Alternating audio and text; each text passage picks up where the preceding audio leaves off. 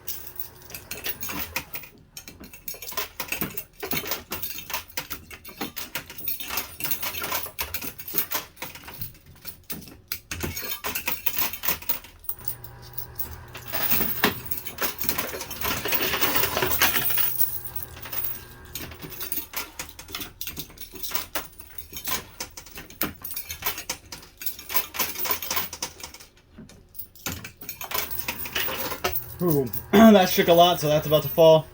There you go, all those high-end chips just fell backwards. The multiplier fell backwards, so that's exactly why they stack them on top, because they know they're gonna fall backwards. Like that. Good news, nothing fell off or out of play or out of bounds, so we still got a lot of money to be won here. The one time I played, like a huge stack of white chips fell up on the side, and I could have cried. I came really close.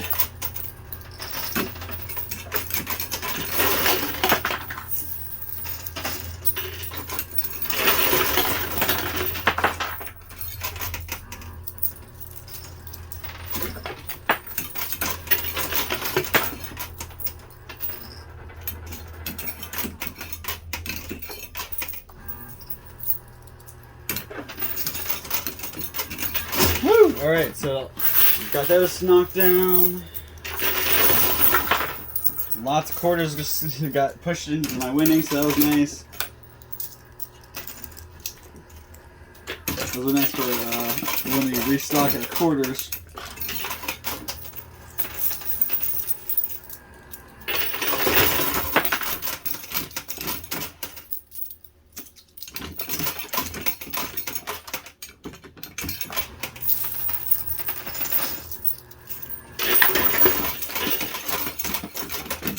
Hope everybody's having a good week. I know I am pretty excited. Got a Halloween, a little bit of a Halloween party. It's not really a party. It's kind of a hangout type thing. A couple friends, getting a couple other friends together. And that's tonight. Then tomorrow I'm going to a toy convention in Girard. So I'm driving like an hour away to Toy Ohio. And hopefully I can meet some cool people and get some cool collectibles. I'm a big collectible nerd. I'm a huge nerd, guys. So if you haven't really got that yet, let me reiterate it. I'm a computer guy, and I love a lot of one of the things I collect are action figures and Funko Pops and bobbleheads and stuff like that from Pokemon, Yu-Gi-Oh, Game of Thrones, Lord of the Rings, Star Wars, Marvel superheroes, DC superheroes. I mean, I have all kinds of collectibles. And some of them are from when I was a kid, so kind of cool that I was able to keep some of my toys from when I was a child. That's one thing I encourage you guys. When your kids get older, don't give away all their toys because you're trying to make space. I mean, obviously toys, you can pick and choose, but be a little smarter if you got some name brand stuff. So you got some Star Wars toys or some Marvel superhero guys or something like that. Put those kind of toys away, because one day, if they're not in terrible condition, they could be worth some money. And granted, they're toys, your kids are playing with them, your kids are probably tearing them apart. I know I had a thing when I was a kid, I would chew on like legs and arms and stuff. I was a little monster. But, so some of the little figures I have are missing parts because I chewed them off as a child. But I never actually ate them. I just, I guess I just chewed as a nervous habit or something, or whatever it may be, and bit the tail off.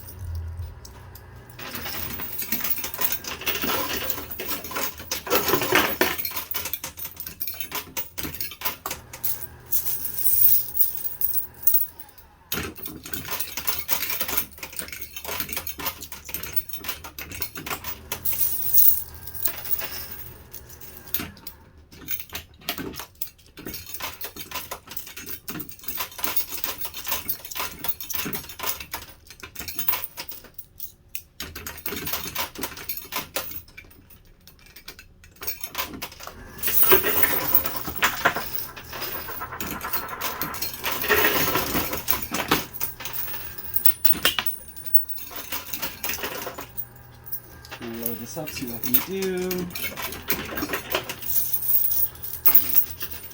There's a big wall back here, and I got the multiplier down on the bottom shelf there, so that's good. Let's see what I can do.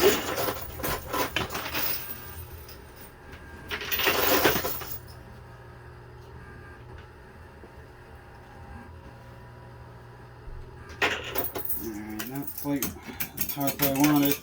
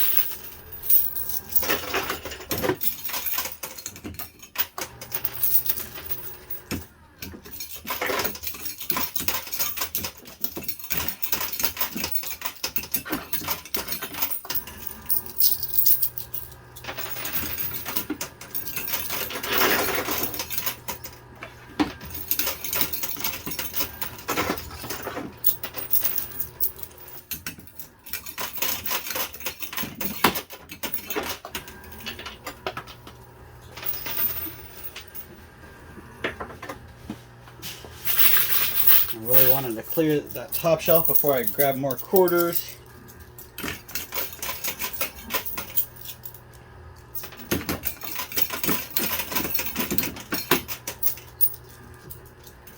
Teetering, so we'll put a couple more on here and that should knock them off, and then we'll get more quarters to keep going with the second half. There we go, I knew it. Alright, so I'm going to go ahead and let that play out for a second and see what that can do for me, and then I'm going to grab more quarters out of my winnings and keep going. I do have some left in my quarters, but I just figured this is a good spot. I got the top shelf cleared off. What better time to go ahead and jump in there and grab the rest of my quarters. So I'll be right back and we'll knock this thing out. Walking away with a whole bunch of money today, guys. Don't go anywhere. Alright, I am back with a lot of quarters. A huge pocket full of them here, and I got a nice sized basket still. And I should be able to focus on the game for the rest of the time, be able to knock these out. Like I said, I'm really aiming to beat 150 million. That's the highest I've seen anybody won, or not seen, but somebody's told me anyways. I really haven't seen anybody win that kind of money I'm pulling, but I do know that there are other coin pushers out there, and they have higher risks. So I would believe it that somebody else has won that much, but I'm after a record. I want to get more than anybody else has ever pulled up from a coin pusher. So that's why I'm aiming for about 150, because that's more than about twice what I've won before. So my highest so far is about 80 mil. So if we could just keep setting our goal twice as high as it was before, I'm gonna walk away with a bunch of money. Now the left side here is a little bit jammed. There's a bunch of chips kind of in the chute there. We gotta knock some more stuff on top of it to really get them down, get some more weight on there.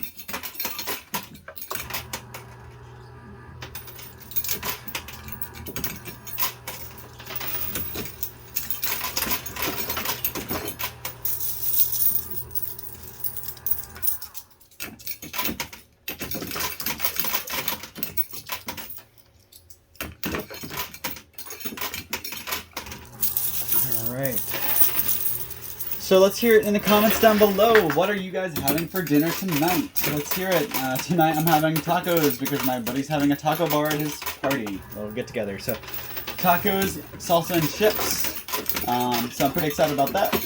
Purposely, actually, yesterday, we accidentally forgot to pull any meat out. I've talked about this in videos before. It's one of the many casualties of being an adult, forgetting to pull meat out of the freezer and being stuck with nothing to cook when you get home. We work 8-hour shifts, so we leave in the morning around 9:30 probably.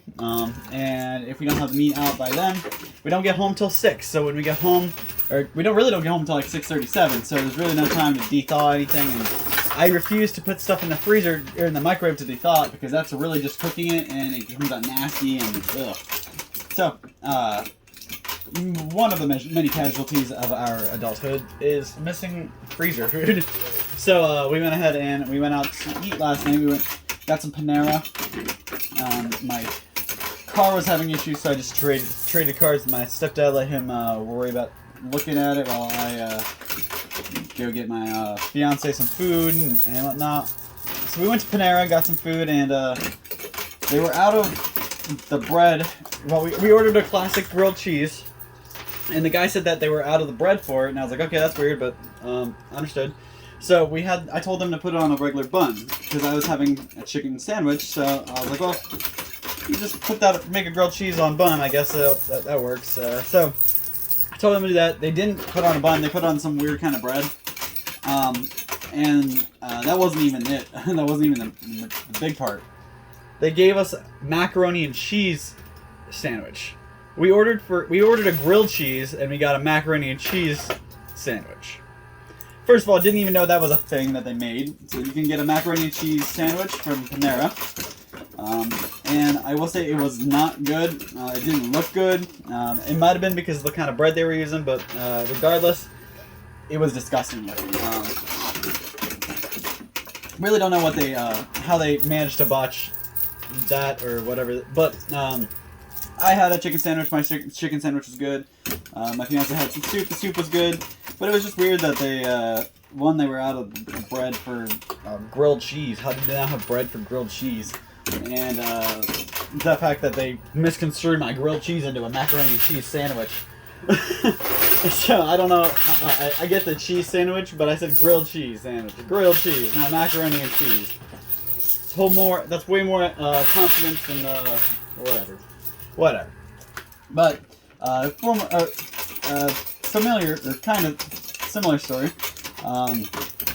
My manager actually had she went to Dunkin' Donuts to get coffee on her way to work, like she does normally, and instead of getting, well, she doesn't go to Dunkin', she usually goes to Starbucks, and this is probably a big reason why. So she goes to the Dunkin' line, she orders a coffee, and she gets back to work and she's drinking it and she realizes it's not coffee. It's tea with coffee. Like, they put tea in her coffee. Now, how delicious does that sound to have a little bit of sweet tea mixed into your coffee? Sounds horrible. So, some of the things that happen when you go out to eat are just kind of weird, and I guess you can't blame them because we sat in line. There's like 4 cars ahead of us and 2 cars behind us, so I get it. They were busy, and like I'm with the coffee. I imagine it was morning, so they were probably pretty busy in the morning. But still, how do you put tea in a coffee? I just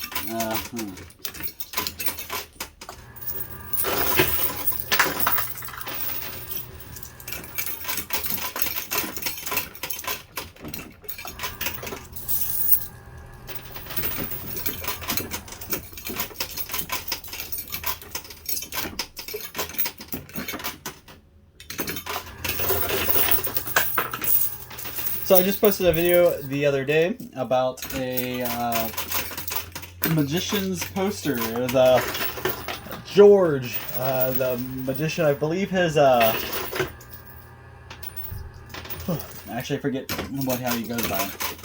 But George and Alexander and Alba, Professor Alba, are all magicians from the early 1900s, and Ohio Trading just got a bunch of posters and stuff from them, so we made a video about that. Kind of neat. I shared some facts and some history with you guys. So check that video out if you guys haven't already. It's well worth your time. Pretty interesting.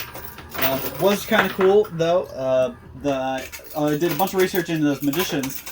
The one guy is literally from Ohio, so it makes sense that we ended up with this big poster. And this Alexander guy actually lived a really crazy life. I mean, he was the most successful and richest magician of his time, and he actually had. I read a couple articles. Some articles said he had 14 wives. Some articles said he had 7 wives. I read an article that said he actually killed a mugger. Somebody was trying to mug this guy. So imagine yourself in New York City, and you're a famous magician. You're walking down the street, and this guy comes and mugs you. He killed the mugger. He shot and killed the guy who tried to mug him. And he got off scot-free for it. Like, I mean, obviously, that's self-defense. It's, you shouldn't have to, face charges for defending yourself. But he did kill a guy, and he didn't face any time for it. Actually, another article I read said the guy killed 4 people. So I'm not really sure what to believe, but the guy had a crazy life. Lots of wives.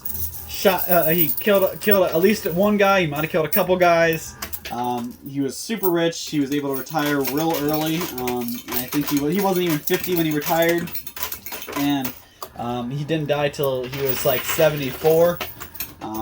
Lived a pretty good life, but pretty interesting guy. And somebody else actually came around in the 1950s and copied the guy, used his name and everything, used his posters, stuff like that. So if you were watching a magic show in the 1950s from some guy named Alexander, it actually wasn't the original Alexander. It probably was some copycat, pretty much.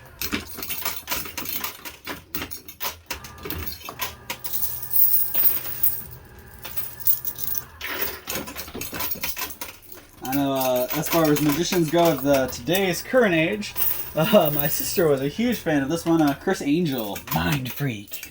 There's obviously you go way back to Houdini is probably the biggest, greatest, most well-known magician of all time, and he probably always will be. But magic is still a thing that's current today. It may not be as popular or as well-known. But it is still out there. You can still see a magic show. There's still huge famous magicians. And there's still a market for anything collectible with magicians, because a magician is willing to pay a bunch of money for a collectible magician prop or equipment from a. Say they can get a prop that Howard Houdini used on stage. Obviously, you're going to pay a lot of money for a prop like that. So there's a lot of collectibles that from markets and niche markets that you wouldn't even think that could be worth millions. So definitely, if you're sitting on something that's old, you have some stuff that from years back from your grandparents. You have old property. You found some older stuff on. Definitely do your research. Let us know. We'll do the research for you. But Ohio Trading buys all that kind of stuff. So.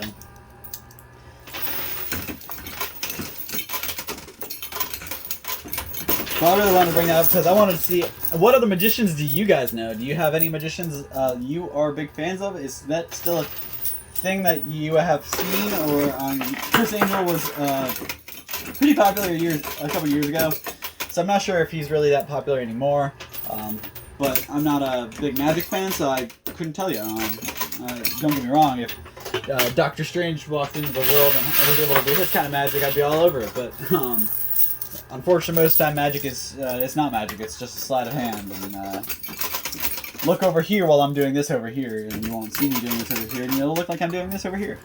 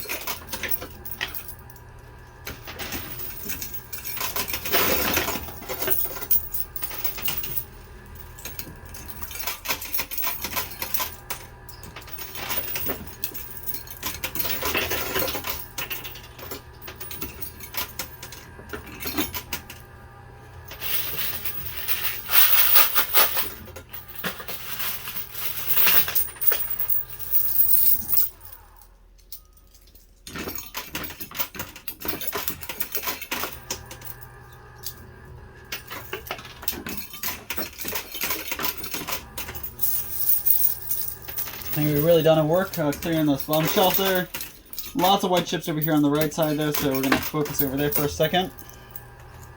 Probably for the remainder of the game, honestly.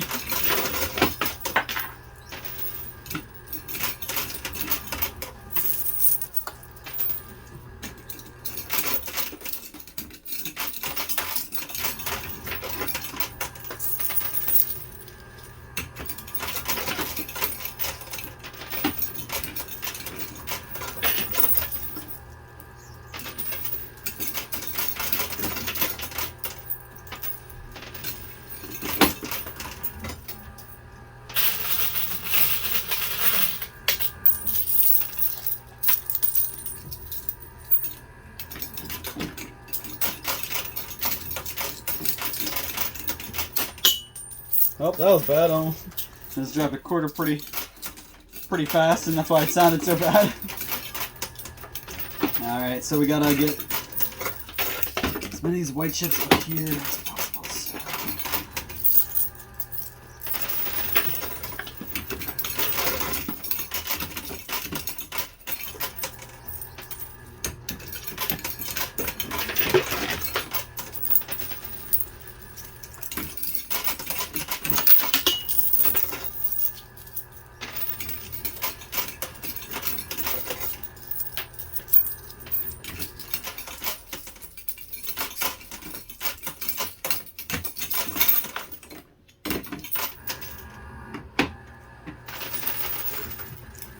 I think the hardest thing about this is staying calm when you have this kind of money at bat.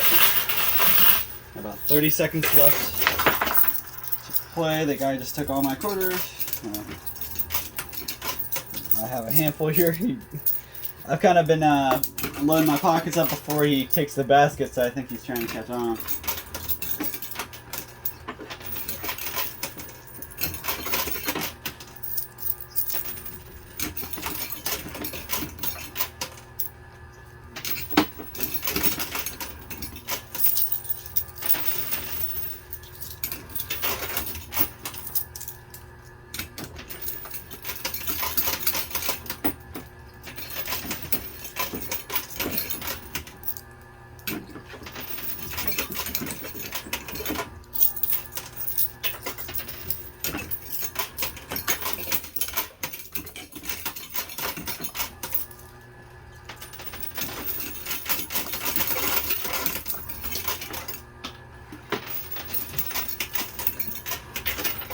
Alright, that's all the time I got, all the quarters I had, so let's see what I can do. I was able to take a couple of those white chips, but not very many from this front here towards the end. But I'm hoping I have a whole bunch in my winnings, so I'm going to go ahead and count up my winnings. I'll be right back with the total for you guys, so don't go anywhere. Alrighty guys, so here we have it, a grand total all together for you. So just kind of break it down for you.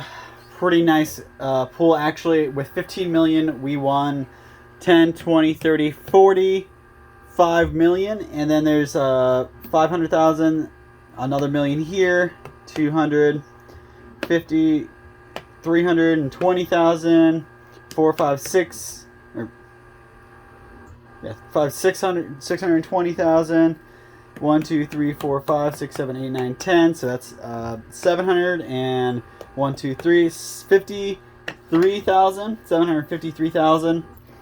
And then you add another 40,000 here, so that's 793. 1, 2, 3, 4, so 797,000. And that, if you have put all that together, it's 46,797,000. But we got the multiplier, so because we got the multiplier, we get to double everything we have. So that takes us from 46,797,000 to 93,594,000. So guys, that is our biggest. That's a record. That's the biggest amount I've ever won from this machine ever. 93 million, almost $100 million. Almost $100 million. I really butchered that. I can't talk, but I'm getting so tongue-tied. This is incredible. This is like 10 million more than what the highest amount I've ever pulled. But it's still not what I want. I'm still aiming for the 150 million. So gonna take this $93 million. I'm gonna put a lot of it aside. Put a lot of it into our pot so we can keep playing, and we'll come back with even a bigger buy-in, and hopefully I can win way more than this. Like I said, guys, I'm after 150 million. Let's see if I can do it next time. So don't miss it. Definitely make sure you subscribe down below. Comment anything you want to. Give me a topic to talk about, and we'll see you same time, same place next time for another one of these videos, and hopefully we can break that $100 million barrier. All right, thanks, guys. We'll see you then.